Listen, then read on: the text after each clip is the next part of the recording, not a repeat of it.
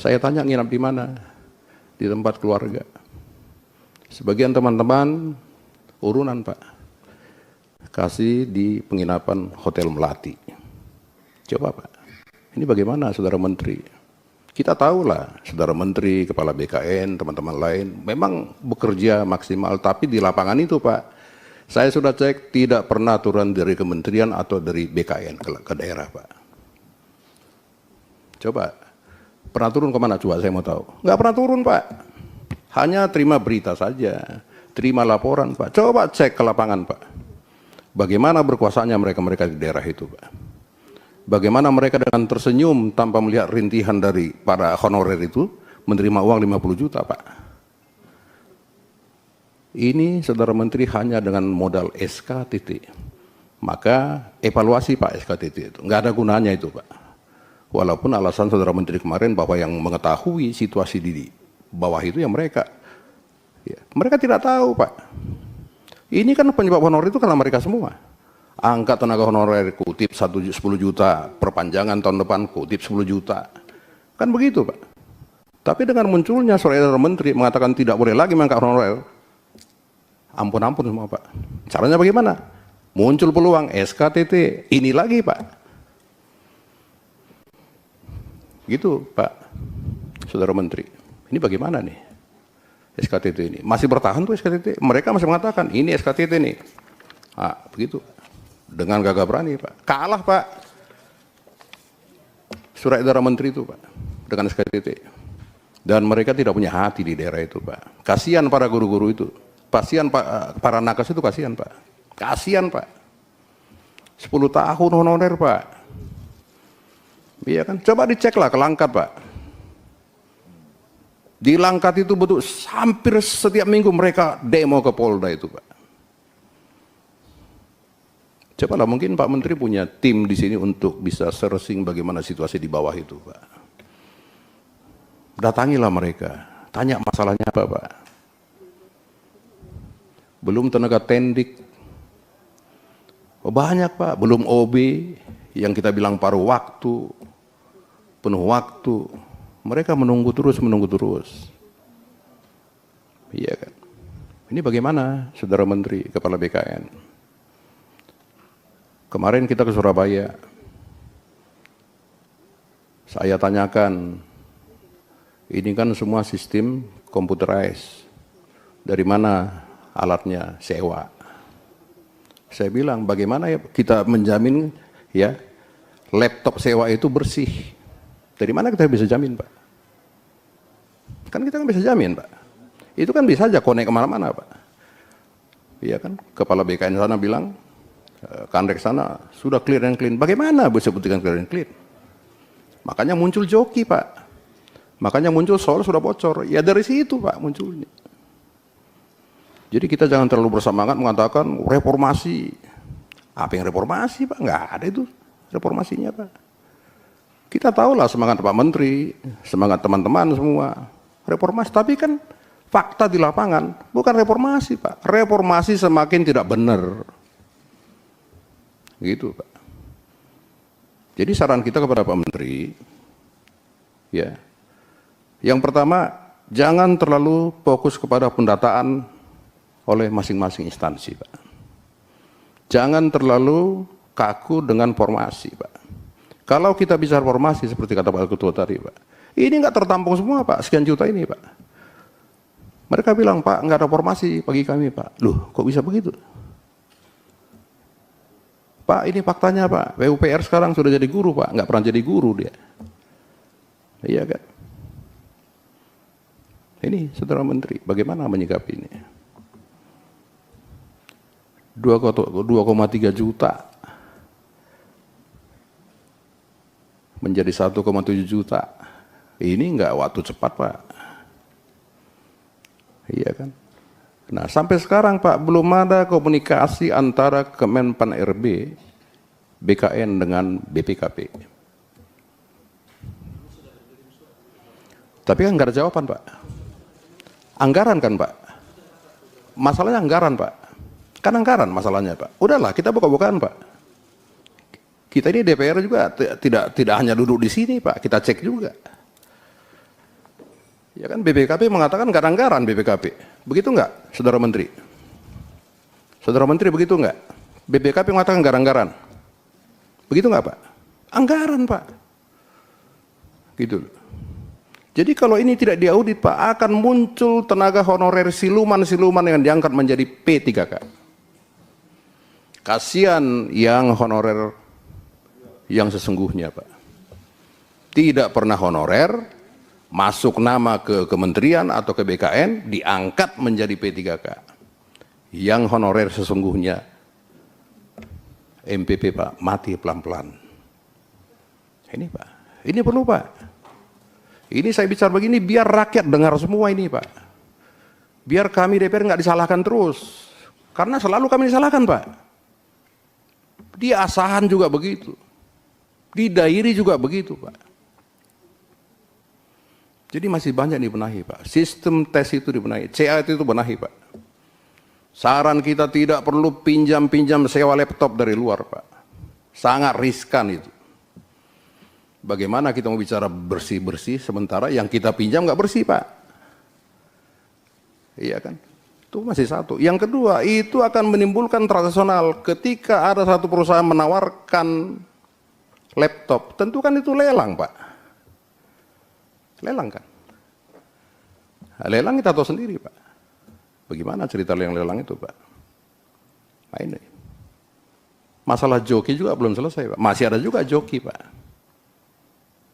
Bukan hanya di Makassar, masih ada joki Pak. Ini bagaimana? Apakah cukup dengan berikan sanksi? Kalau saya bilang pidanakan Pak. Tidak cukup dengan sanksi begitu saja Pak. Pidanakan, selesai. Ini Pak, belum lagi misalnya kalau dia kembar, bagaimana cara Pak Menteri, Kepala BKN bisa melihat itu adalah orang sesungguhnya. Namanya si Amir, dia kembar, yang datang si Amur Pak. Bagaimana ceritanya Pak? Katanya fingerprint. Kalau enggak apa itu, face apa namanya, saya lupa namanya itu. Iya kan? Nah, SDM-nya siap enggak untuk itu Pak? Kadang melihat, oh iya, lihat foto sama ya. Padahal kembar Pak. Nah, ini bagaimana nih? Saya kira itu Pak Ketua. Tolong Pak dijawab mengenai honorer, SKTT. Saran saya Pak, evaluasi. Tiadakan tuh Pak. Itu memunculkan penjahat-penjahat baru Pak. 50 juta loh Pak. 80 juta. Saya punya buktinya, nanti saya kirim. Saya print bahkan. 80, ada nih komunikasi telepon. Kamu mau nggak 50 juta? Kalau tidak dicoret kau. Udah begitu Pak. Itu orang tua umur 48 tahun Pak, ibu-ibu. Bayangkan Pak. Demikian Pak Ketua, makasih. Contoh kasus di Madinah. Itu kasus besar. Saya sampai lapor koordinasi sama BKN, sama Bu Imas, saya koordinasi. Ya. Itu kepala dinasnya sudah ditangkap. Kepala BKD-nya sudah ditangkap.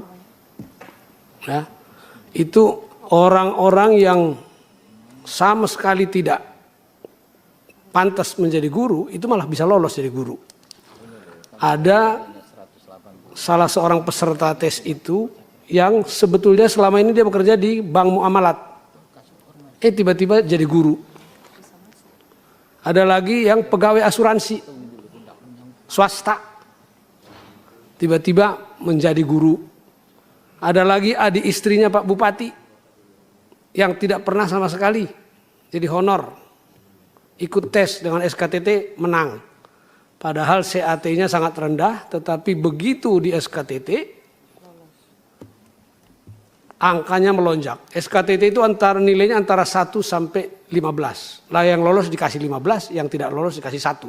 Itu angka mati. Nggak ada misalnya angka 10, angka 12, nggak ada.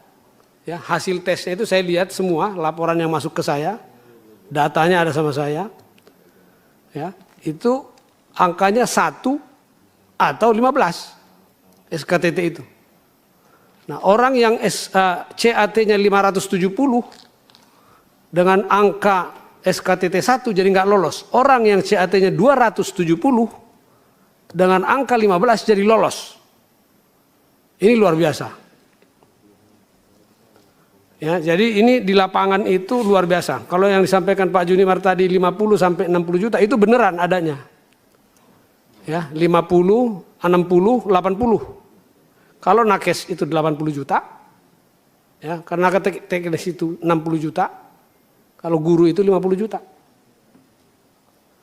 Ya, jadi ini saya sudah sebetulnya waktu dengan BKN Regional Medan atau Regional Sumatera Utara, kita sudah sampaikan. Pada saat itu saya bersama Pak Junimar dan kawan-kawan sedang kunker ke sana, kebetulan ada tes waktu itu. Kita sudah sampaikan tolong diperiksa. Ya, bukan hanya soal masalah joki, tetapi ini praktek-praktek ini. Ya, yang seperti ini. Terus yang kedua, mengenai pengangkatan baru. Tadi disampaikan data 2,3 juta sudah diangkat sebagian sehingga tersisa 1,7 juta. Pak Menteri mungkin tidak tahu, tapi saya sudah laporkan kepada BKN Regional Sumatera Utara, sudah saya sampaikan. Tolong kunjungi kantor-kantor bupati di daerah saya itu. Kalau bisa datang hari Senin, pas apel pagi. Nanti kelihatan yang baju putih itu adalah tenaga honorer. Yang baju coklat itu adalah tenaga ASN atau P3K yang sudah diangkat. Coba perhatikan, di kabupaten-kabupaten tersebut itu yang absen, yang apel pagi itu tenaga honorernya masih ribuan. Ya, waktu itu saya sampaikan tuh Pak Junimar, waktu kita ke Medan, saya sampaikan kepada regional, tolong ke sana gitu. Kenapa? Apa yang terjadi? Ketika terjadi seleksi, baik itu 2021, 2022, 2023, setelah sebagian terpilih menjadi P3K, formasi yang sebelumnya honorer itu diisi kembali oleh pejabat daerahnya. Ketika kita tanya, loh dari mana anggarannya? Kan masih ada anggarannya. Anggaran sisa yang sekarang sudah ditanggung oleh negara dari pusat untuk P3K yang sudah terangkat. Nah yang sekarang ini dialokasikan lagi. Dan itu juga sumber uang Pak Menteri.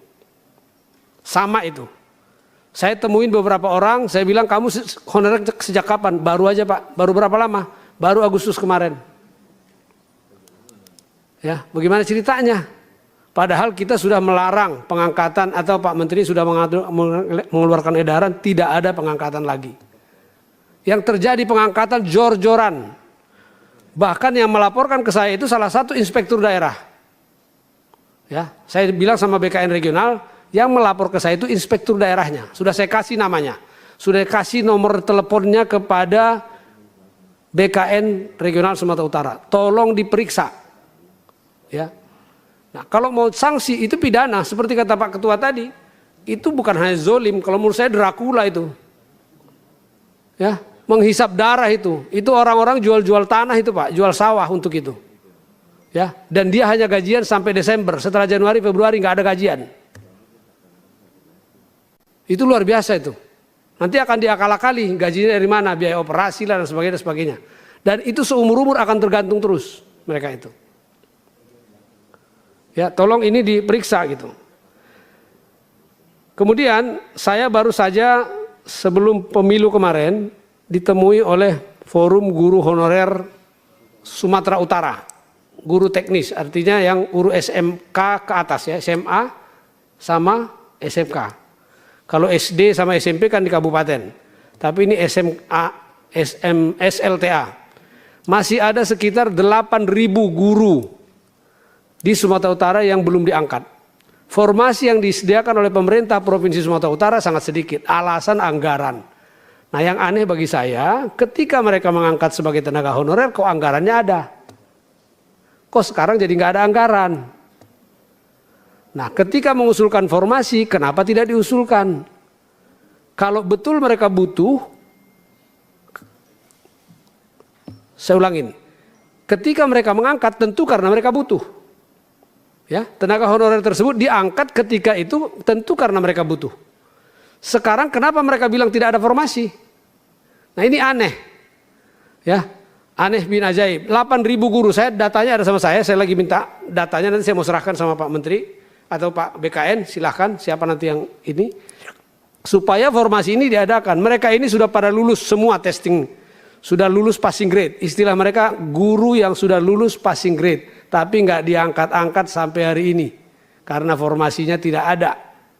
Jatahnya cuma 200, jumlah guru 8.000 orang.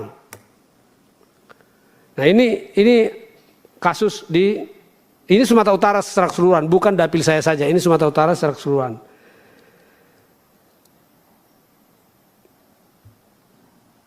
Kemudian yang disampaikan oleh Pak Junimart juga tadi sudah, yaitu mengenai yang belum didata. Sebetulnya ini masih banyak tenaga honorer yang sudah lama mengabdi, itu tidak terdata, Pak. Kenapa tidak terdata? Ketika saya tanya, Pak, karena pendidikan saya tidak memenuhi. Kenapa pendidikanmu tidak memenuhi? Karena saya cuma lulusan SD atau SMP. Lah iyalah, orang petugas kebersihannya lulusan SD lah, masa ya lulusan SMA? Saya bilang begitu toh. Dulu dia diangkat itu sudah belasan tahun yang lalu, ya pakai ijazah SD. Sekarang kok dia tidak punya kesempatan untuk ikut-ikutan. Tapi tadi Pak Menteri sudah mengatakan itu sudah disiapkan formasi itu. Ya, sudah dibuat ijazah SD juga bisa ya untuk tenaga-tenaga tertentu. Mudah-mudahan itu menyelesaikan masalah. Tetapi dengan demikian, maka masih banyak sekali yang belum terdata, Pak. Ya, kalau sekarang disebutkan 1,7 lagi yang belum terdata, berarti masih banyak yang belum terdata. Karena tidak masuk dalam kategori pendidikan yang tadi itu. Ada yang karena katanya tidak linier, ada karena apa, dan seterusnya, dan seterusnya. Ini banyak sekali kasusnya, sehingga sebetulnya masih banyak sekali yang belum terdata ini. Jadi saya kira, Pak Menteri, yang perlu kita sinkronisasi terlebih dahulu adalah datanya. Data ini dengan ada juga data-data siluman yang baru masuk dan sebagainya. Ini kita konfirmasi dulu deh. Data ini beneran 1,7 atau bagaimana gitu loh.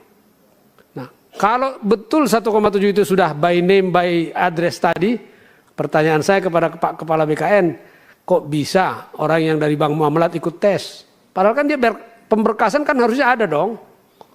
Kok bisa orang dari asuransi jiwa bisa masuk ikut tes? Katanya sudah by name by address. Nah, bagaimana tuh ceritanya tuh? Siapa yang memalsukan?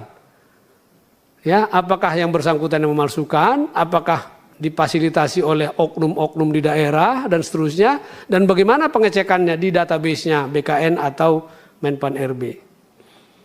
Ya, jadi ini masih banyak PR-nya. Ya, saya sepakat dengan Pak Junimart. Menurut saya orang-orang yang sudah mengabdi di atas 5 tahun tersebut nggak usah dites lagi lah. Formasinya saja sediakan. Mau dites apa lagi sih? Kompetensi sudah ada, jelas dia sudah mengajar selama 5 tahun. Gitu. Mau dites apa lagi? Mau diadu-adu apa lagi? Seolah-olah tidak punya kompetensi, kan gitu. Ya. Nanti ya tugas Menpan RB untuk mendevelop kompetensi itu kalau memang kurang. Kan gitu kira-kira. Jadi saya sepakat bahwa tidak ada tes lagi untuk yang 5 tahun ke atas. Artinya pengangkatan 2018 ke atas itu tidak boleh lagi dites itu. Ya. Karena itu sudah pernah kita bahas di sini dan itu yang kita minta komitmennya kembali lagi gitu. Saya kira itu dari saya, Pak Menteri. Baik. Nanti kalau boleh saya akan kasih data 8.000 guru di Sumatera Utara. Mohon perhatian, mereka sudah testing tapi belum diangkat-angkat sampai hari ini. Terima kasih. Assalamualaikum warahmatullahi wabarakatuh. Assalamualaikum warahmatullahi wabarakatuh. Terima kasih Pak Angku. Pak Mardani. Interupsi Ketua. Silakan. Saudara Menteri, Kepala BKN. Ini Pak, tolong Pak. Halaman 27. Saya tadi kelupaan Pak. Halaman 27. Saya kurang paham juga kalau saya baca ini Pak. Nanti tolong bisa dijelaskan. Halaman 27 Pak. Poin 27, bukan halaman 7. Halaman 27, 28, slide 27. Nah ini Pak, larangan mengangkat pegawai non ASN. Nomor 1, instansi pemerintah baik pusat maupun daerah dilarang mengangkat pegawai non ASN. Poin 2, dalam hal membutuhkan pegawai, PPK dapat mengusulkan formasi PNS atau PPK, ya, PPPK setelah mendapatkan persetujuan dari Menteri Pan RB. Nomor 3, PPK dapat mengusulkan pegawai non-ASN sesuai periode kepemimpinannya yang sifatnya melekat kepada pimpinan instansi untuk melaksanakan tugas membantu PPK sebanyak 3-10 orang setelah mendapatkan persetujuan Menteri Pan-RB dan perimbangan teknis dari Kepala BKN. Nomor 4, PPK yang masih mengangkat tenaga non-ASN setelah Undang-Undang Nomor 2023 dikenakan sanksi sesuai ketentuan peraturan perundangan dan seterusnya. Nah, tolong Pak dijelaskan ini. Ya, di atas itu judulnya larangan mengangkat pegawai non-ASN. Baik di pusat maupun di daerah. Tetapi di poin 2, poin 3 kok bisa, Pak? Kan itu larangan di atas, Pak. Gitu loh. Ya, poin 1, di instansi pemerintah baik pusat maupun daerah. Pusat itu siapa, Pak? Kementerian kah? Atau siapa ini, Pak, pusat ini? Tolong jelaskan, biar nggak bias ini, Pak. Iya kan, sebelum Pak Gaus bertanya, saya sampaikan dulu ini, Pak. Nanti kalau beliau bertanya, lain urusannya ini nanti, Pak. Gitu, saya tahu Pak Gaus sudah siap-siap sebenarnya ini, mengenai ini. Tolong Pak nanti, Pak Menteri, ini bisa dikelirkan Pak. Kalau memang dilarang, larang Pak.